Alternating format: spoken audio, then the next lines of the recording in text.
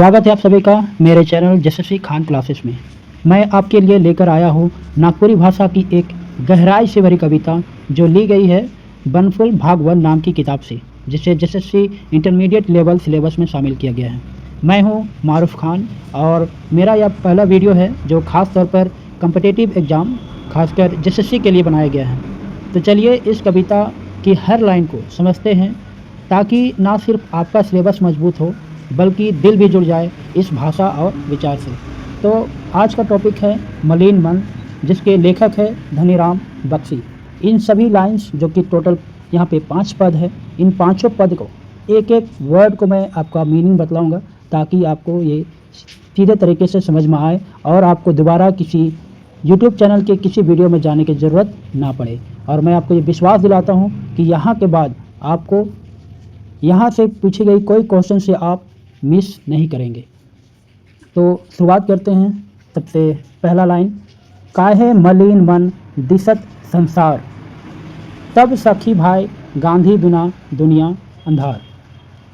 तो काहे मलिन मन दिसत संसार, इसका मतलब है क्यों मन को यह संसार गंदा, दुखी और अंधकारमय दिखाई देता है।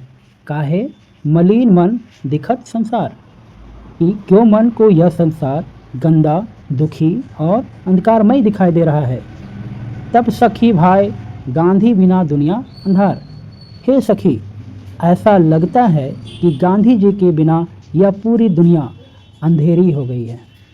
तो यह पंक्ति में गांधी जी की अनुपस्थिति से उपजे जो खालीपन और निराशा है उसको इस पंक्ति में दर्शाया गया है। एग्जाम में आपसे ये भी पूछ सकता है, ये दोनों लाइन देकर इससे अर्थ ना पूछकर इसका सारांश पूछ दिया जाए कि इस पंक्ति में लेखक किस चीज़ को दर्शाना चाह रहा है। तो किस चीज़ को दर्शाना चाह रहा है? इस पंक्ति में गांधी जी की अनुपस्थिति से उपजे खालीपन और निराशा को दर्शाती है। दूसरा पद देखते हैं, देहली दर्द देखी मलिन संसार, तब सखी भाई गांधी बिना दुनिया अंधार।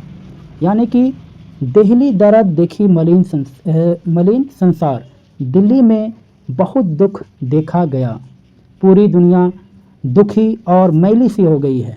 तब सखी भाई, हे सखी, गांधी बिना दुनिया अंधार, गांधी जी के बिना तो ये दुनिया जैसे उजाड़ और अंधेरे में डूबी है। तो इस पंक्ति का सारांश क्या है? इस पंक्ति का सारांश ये है कि गांधी जी की हत्या जो कि 1948 में कर दी गई थी, जैसा कि आपको पता है, तो उसके बाद देश की राजधानी और समाज में छाए दुख और निराशा को दर्शाती है। कोपिन कसी कैस मेटाल अंग्रेजी राज, तब सखी भाई दागी देल गोलियां चलाए। तो कोपिन मतलब होता है क्रोध से भरा हुआ, और कसी का मतलब होता है कसकर। तो इसका पूरा मैं सारांश बतलाता हूँ। मेटाल मतलब होता है मिटाया, मतलब पूरी तरह से इसको नष्ट कर देना। तो बिना क्रोध और बिना हिंसा के गांधी जी ने अंग्रेज़ों का राज खत्म कर दिया। बिना हिंसा और बिना क्रोध के गांधी जी ने अंग्रेज़ों का राज को मिटा दिया, यानी कि खत्म कर दिया। तब सखी भाई लेकिन सखी दागी देल गोलियां चलाए, उन्हीं पर किसी ने गोली चला दी। तो इस पंक्ति में क्या चीज़ बतलाया गया है, क्या चीज़ दर्शाया गया है?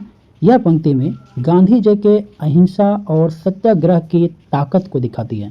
उन्होंने बिना हथियार उठाए अंग्रेजी सत्ता को गिरा दिया, लेकिन अफसोस उन्हें खुद हिंसा का शिकार होना पड़ा। जैसा कि आप जानते हैं कि 30 जनवरी 1948 को नाथूराम गोडसे ने उन पर 3 गोलियां चलाकर उनको मौत के घाट उतार दिया था। आगे के लाइन को देखते हैं, नेहरू के देके राज आपन चल रहे, आज तब सखी भाई सरग ही गांधी महाराज। गांधी जी ने देश का शासन जो है किसको दे दिया था? नेहरू को।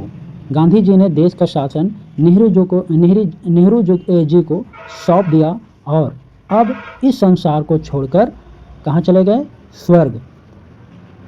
हाँ, आज तब सखी भाई, हे सखी, सरग ही गांधी महाराज अब स्वर्ग में निवास करते हैं।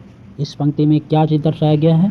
इस पंक्ति में गांधी जी ने गांधी जी के त्याग और संत प्रवृत्ति को दर्शाती है। उन्होंने खुद को राजनीति से हमेशा अलग रखा, सत्ता को कभी ग्रहण नहीं किया। नहीं तो अगर वो चाहते तो जिस भारत को स्वतंत्रता दिलाने में जितना संघर्ष उन्होंने किया, तो सबसे ज़्यादा अगर कोई डिजर्व करता था इस देश की सत्ता तो वो गांधी थे। लेकिन उन्हें सत्ता की लोभ नहीं थी और इस वजह से वो खुद को राजनीति से अलग रखे और इस देश के शासन को नेहरू को सौंप दिए। कांदा देसे देसे, हर देश रो रहा है, धनी कहत बेसे, अमीर गरीब सब कह रहे हैं, तब सखी भाई हे सखी, मानी चलो गांधी उपदेश। अब तो हमें गांधी जी के उपदेशों को मानकर जीवन में उतारना चाहिए। इस पंक्ति में क्या दर्शाया गया है? इस पंक्ति में अपील है कि भले गांधी जी अब नहीं रहे, लेकिन उनके विचार और मार्गदर्शन को अपनाना ही अब सच्चा रास्ता है। तो दोस्तों, उम्मीद है आप इन सभी लाइन्स का मतलब समझ गए होंगे और इससे जुड़े हुए मैंने 40 प्रश्न भी तैयार किया है, जो मैं आपको अगले वीडियो में ज़रूर डालूँगा। ठीक है, तो मिलते हैं आपसे अगले क्लास में। तब तक के लिए बाय बाय, टेक केयर, सत श्री अकाल।